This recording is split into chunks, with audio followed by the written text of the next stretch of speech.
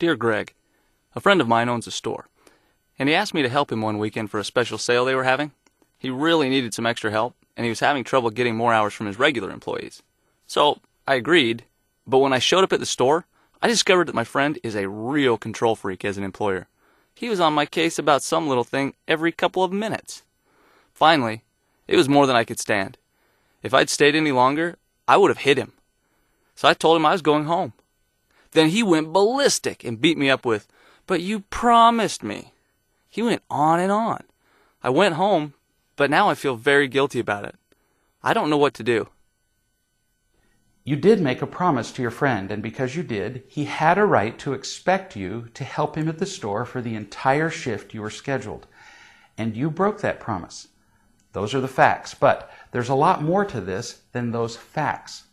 When we make a promise, should we keep it? Well, of course. Whenever possible, we should. No doubt of that. Or promises would be worthless. Nothing would get done, and we'd have no integrity. But let's suppose I promise you that I'll show up for work tomorrow at 8 in the morning. Then, at 7 in the morning, an hour before I'm supposed to show up, one of my children becomes seriously ill, and I'm the only person who can take her to the emergency room. What should I do? Should I leave my child at home to die just because I made a promise to you?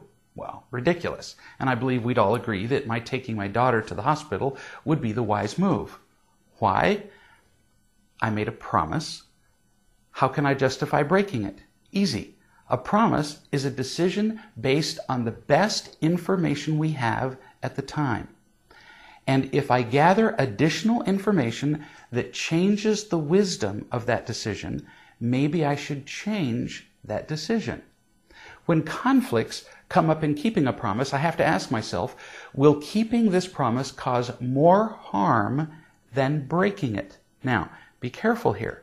Notice that I said more harm, not just more inconvenience.